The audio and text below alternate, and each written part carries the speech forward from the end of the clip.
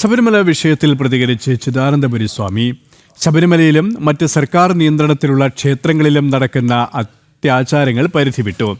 ഇവിടങ്ങളിലൊന്നും ഹൈന്ദവ സേവാ പ്രവർത്തനങ്ങളല്ല നടക്കുന്നത്.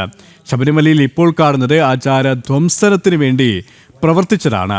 അതിന് ഹിന്ദുക്കൾ ഒന്നിച്ചു നിന്ന് പ്രതിരോധിച്ചു. തുടർന്നാണ് അവിടെ നടക്കുന്ന കൊള്ളകളെക്കുറിച്ച് സമൂഹത്തിന് മനസ്സിലായതെന്നും സ്വാമി പ്രതികരിച്ചു. തീർച്ചയായിട്ടും ശബരിമലയെ സംബന്ധിച്ച്, അതുപോലെ സർക്കാർ നിയന്ത്രണത്തിലുള്ള ക്ഷേത്രങ്ങളിലൊക്കെ തന്നെ നടക്കുന്ന അത്യാചാരങ്ങൾ പരിധി വിട്ടിരിക്കുകയാണ്. ശബരിമലയില് അല്ലെങ്കിൽ ഗുരുവായൂരിൽ നിന്ന് പ്രത്യേകിച്ച് പറയേണ്ട ആവശ്യമില്ല.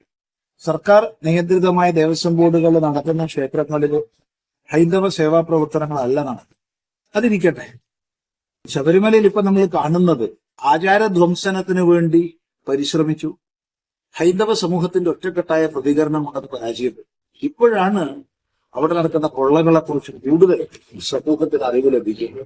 ചെമ്പ് സ്വർണമാകുന്നു, സ്വർണം ചെമ്പാകുന്നു, അത്ഭുതകരമായ അവസ്ഥകളാണ് അവിടെ.